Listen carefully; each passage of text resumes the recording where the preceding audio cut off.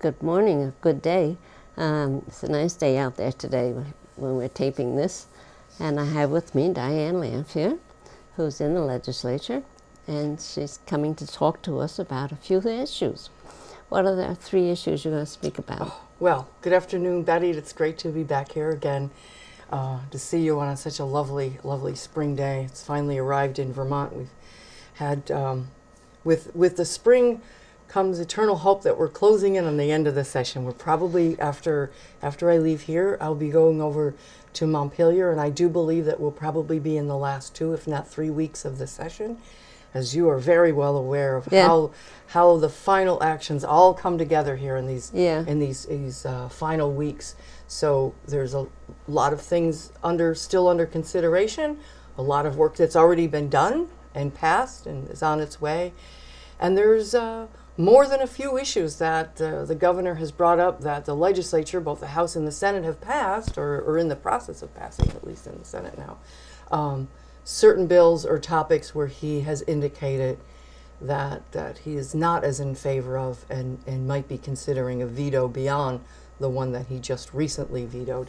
So we're taking all of that into consideration, and we'll have probably a pretty action-filled next 3 weeks. Yes. So let's see. We've got something coming up this week that I think that people who have written to me about, and I'm sure others, is that there's going to be a veto override vote in the House, which I know that you mean, but others may be the first time like, what is a veto override?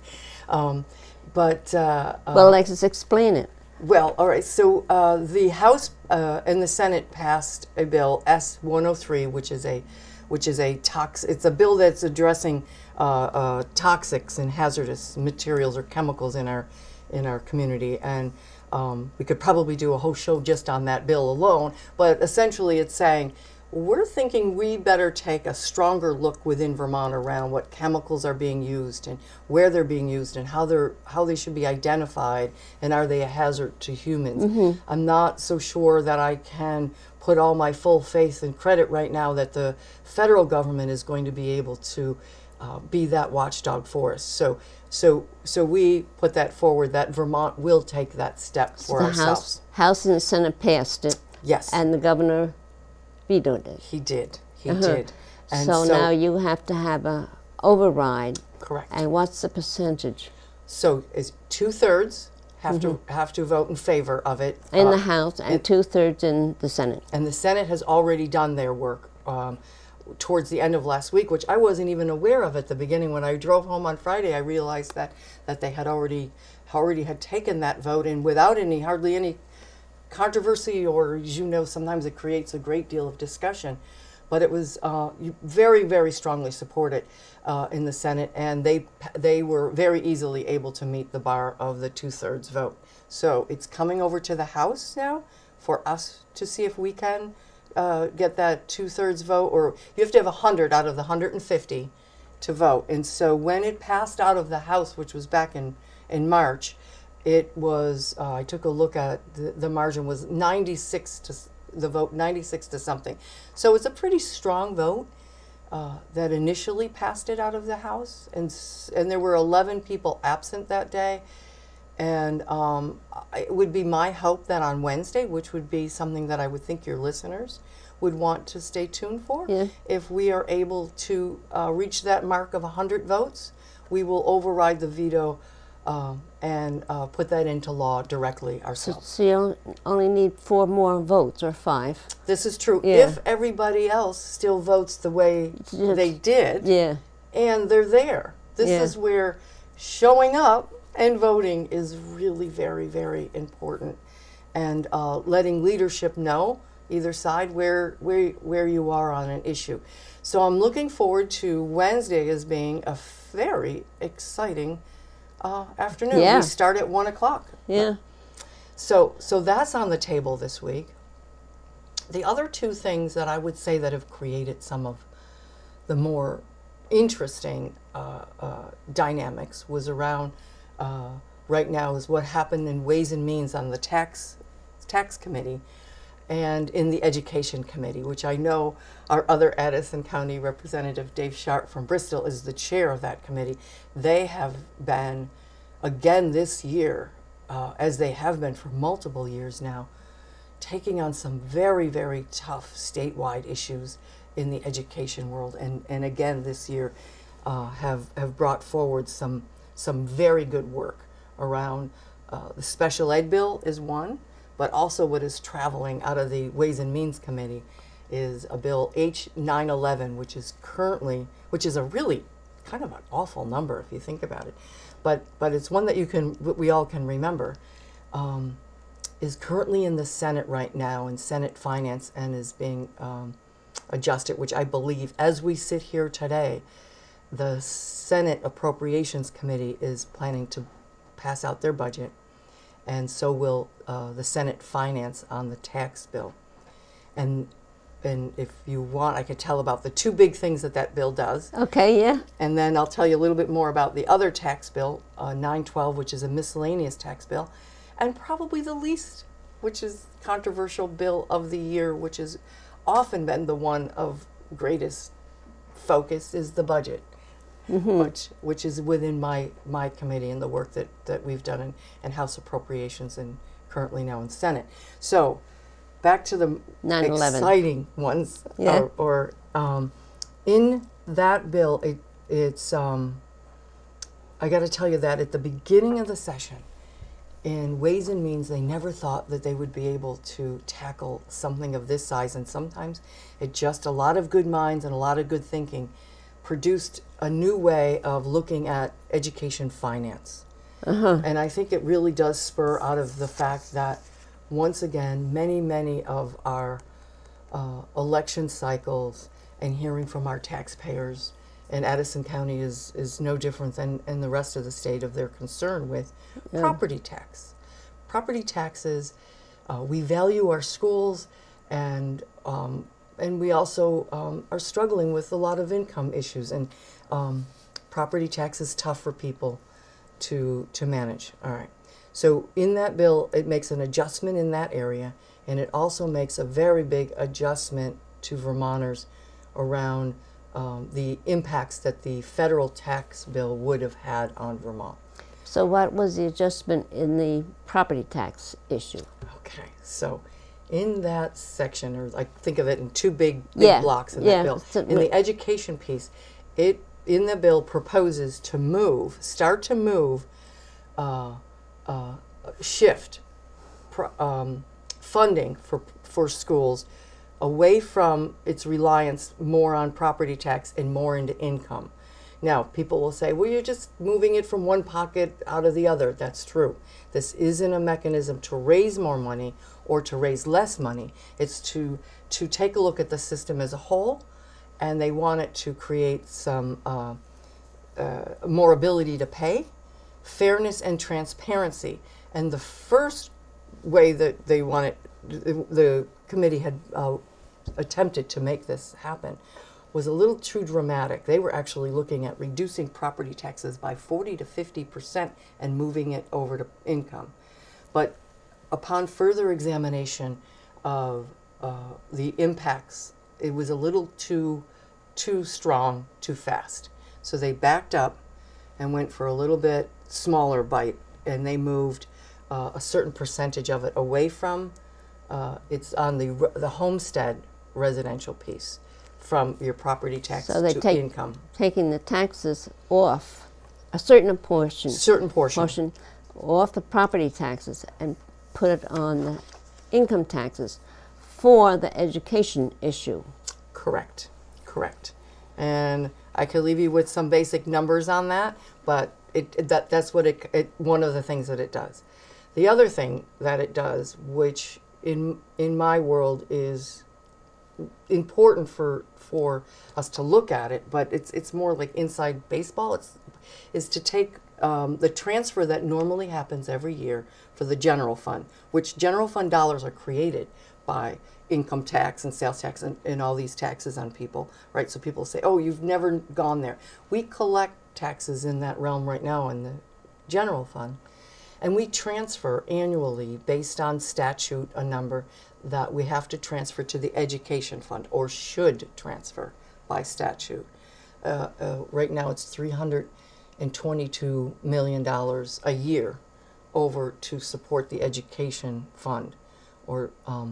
So this bill would eliminate that transfer, which is a huge thing. Every governor, regardless of party, particularly since I've been there, has always wanted to mess around with whether or not to transfer the full statutory amount over to the ed fund, which anybody knows, if you short the ed fund by not moving that piece over, you're causing a pressure on property tax. So it's an indirect way to say, I didn't do that, but you did.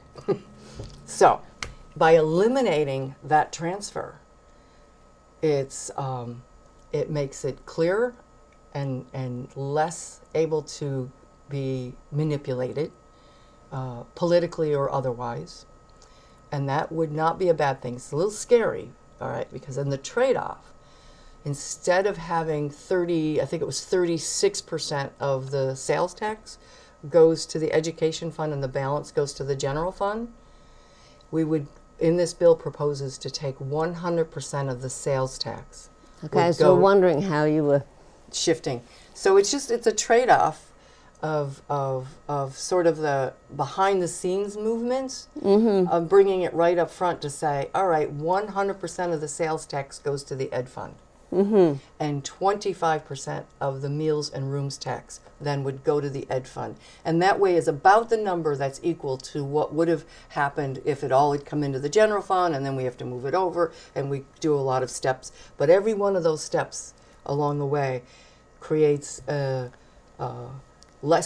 maybe less transparency. It's not that it's a bad thing, it's just, so right now at this time, the amount of money that those two things would do is about the same as the transfer. So that I see as pretty much on par. The truth of the matter is we're shorted in the general fund about $200,000 in that trade-off.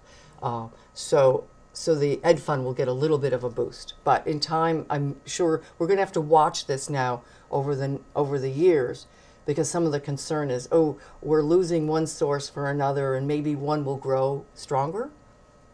But we're willing to kind of do that. So that's kind of an exciting big step.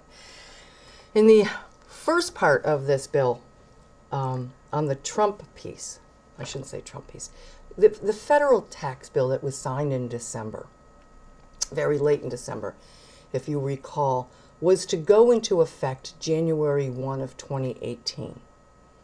A rather aggressive way that typically, if something at the federal level was going to create a whole new way of putting tax tables together for withholding, that it usually takes 6 months or so of time for agencies and others to become familiar with it and get up to speed and be ready for it. But in this case, it went into effect January 1.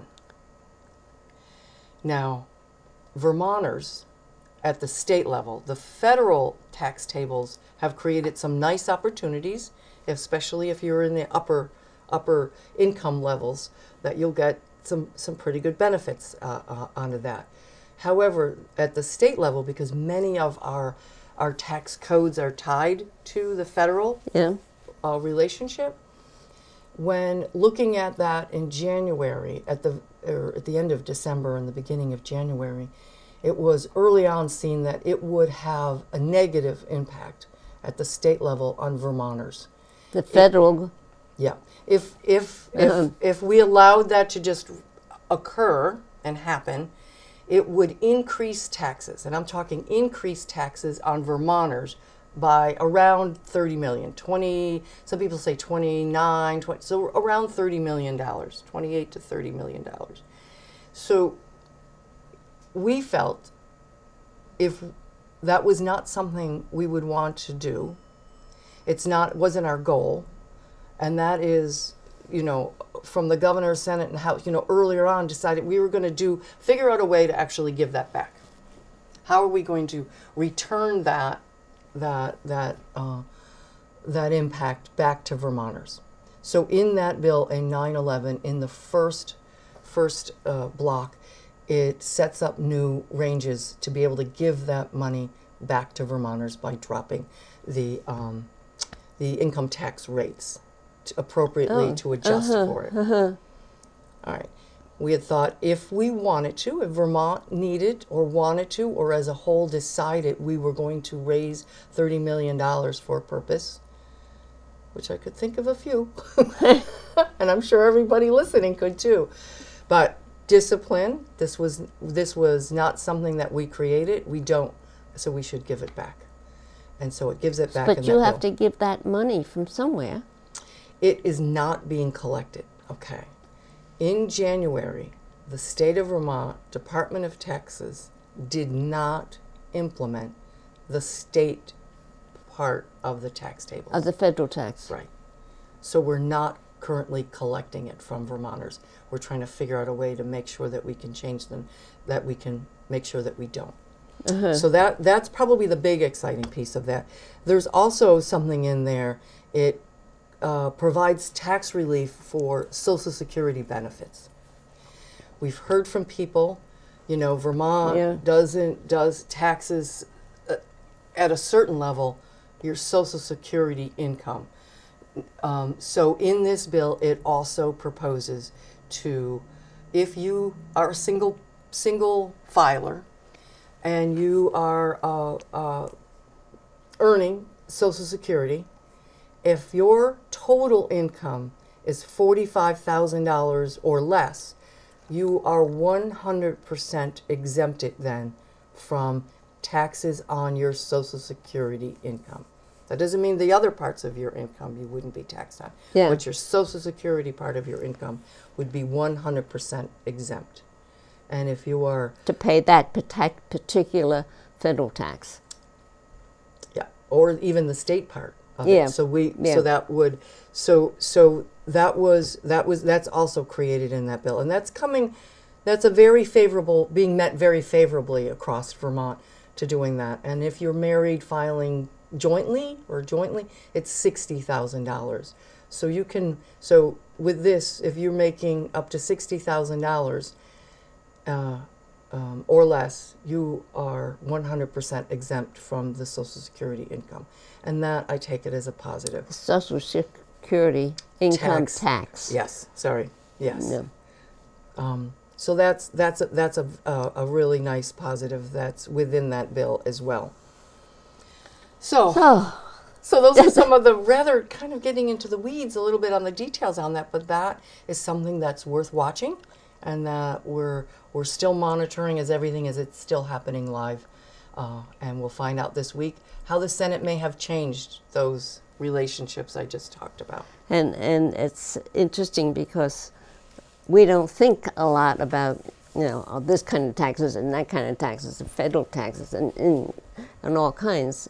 And the legislature has to put them all together and make sure they're all fair on each level. Well, I'd like to think so, what I mean? And you have to re-examine them on a regular basis. As you know, that one time when you were there with me, the tax expenditures, which is things that we give out in whether it's tax credits or that we say, oh, we forgive you for this, that is a form of spending. So when you decide to tell somebody they don't have to pay the bill, that's spending. And prior to, I think 5 years ago, annually, there wasn't any mechanism that said we should review these at the legislature from time to time. And so now they break all those tax expenditures into thirds, and every year they're reviewing one third, just to check in to see, do Vermonters really want to still give this level of a tax break to whatever it is that we do, or is that now not necessary or not doing what it was supposed to be doing? So it's good that we do the review. Yes. So probably on the last item, I don't know how we're doing on time, but the budget itself. Betty, I've been in been there, done that. You have been there, done that, and we've sat next to each other where we've actually done a veto override on the budget years ago. And I think we've set our course from the time that I've been there, which is now 10 years. This is the first budget that we're really, really not trying to close what was always known as the alligator's mouth. Expenses rising and money dropping, and those create that gap that's in between that we have to try to find from either raising money and making cuts, that every year we tape that alligator's mouth shut, because Vermont balances our budget every single year. Yeah. And this, people don't realize that that many places do that. Don't pay their whole budget. It is amazing how many borrow. states don't even balance The budget. right. So we take that quite seriously, and I feel that it's one of the reasons, and it is one of the reasons why Vermont has a AAA bond rating. So we always check in to see, if our actions are going to impact at that level, because we don't want to lose that, not just because it's a nice thing to hang on the wall. It's because it actually creates the interest rates that we would have to pay in Vermont on any loans or bonds or things that we get. So it would instantly cost Vermont taxpayers more. So this year, we did not have an alligator's mouth. For the first year, we actually had enough revenue coming in with the reductions that we've made in expenditures over time that we're that doesn't mean that we didn't have a tough time, because now it's about choices on the table. Where are we going to make investments? Where should we continue to make reductions, because it still doesn't make sense. But it makes the budget growth, which I'm excited to say, Betty, is at, let me see here, 1.1% growth is what the House put out. We're growing, and if I brought my notes here, I think our growth in Vermont was closer to 3% in the last 2.7 or 2.9. So our budget this year was growing at a rate that's far less than the natural growth of Vermont, and that is a really good place to be financially. We don't want to spend, or we don't want to appropriate 100%. We try to only appropriate 98%, because there's variables that happen during the year that you want to be prepared for. So we have about 3 minutes left. Really? Oh my goodness! It always goes too If you have fast another with you. subject you want to speak about, Well, I'm not sure what we have. There's another miscellaneous tax bill that is H 922. That is people might hear about it as taxing the e-cigarettes and using some of that money. Some of it is going to the education fund. But what I can say is that if both of those bills get vetoed, and if both of those bills don't get passed, the budget itself for Vermont is not reliant on, or was not built in a way that needed anything coming out of increased or difference in taxes. So there's some great relief on that. I don't know. What else would you like to hear about? We've had some very interesting discussions and intense conversation at the House over the guns debate. Yeah. And there was a group of pages that I've been wanting to write about. That the pages, there are usually 3 sets of 6 weeks, but the pages in the middle that arrived, these are the 8th graders that come and work for 6 weeks, and they're just adorable. And they get to watch democracy happen in real time. They help the legislators. Yes. They arrived at the State House on February 13th. And if that doesn't ring a bell, February 14th is when the shooting happened in Parkland, Florida. So they arrived the day before. This happens at a national level the day after they arrive. And then they witnessed, by the time they left, the reaction by all of Vermont's legislature and governor to enact new laws around gun violence and regulation, that they got to see all of that happen in their 6-week visit. It's just incredible that they will be ambassadors for the rest of their life for what they witnessed, and that 6-week period of time. It was incredible. The students across Vermont that came to the State House in the thousands, asking their government to care about them and to hear them, was extraordinarily moving, and they got it done. Yeah, that's really something. The students actually took hold of something that adults didn't want to do. That's right. Students from Middlebury, yeah, and across the state. It gives me great hope, Betty. Great, great hope when I see them out there, because they are going to be in our seats. And I want them there, because at some point I'm going to go plant a garden and play with my grandkids. And I want them in Montpelier as excited about serving their government as they were just a few weeks ago at bringing their voices up. And they're going to be loud. yeah, yeah. Yeah. That's really exciting. It is. It's something, I don't know, it's hard to it is. to conceive it all. It is. They're going to be living in a whole different time, just like I was as the baby boomers were, as we start to all retire and move to the next level. I am looking forward to this particular group of handing off the torches to. Yeah. Yeah. Well, I guess we're just about finished. So it was very good. Thank you for letting me come. Yeah. All right. All right. Thank you. You're welcome. And thank you for watching. And I hope you have a nice day. Bye-bye.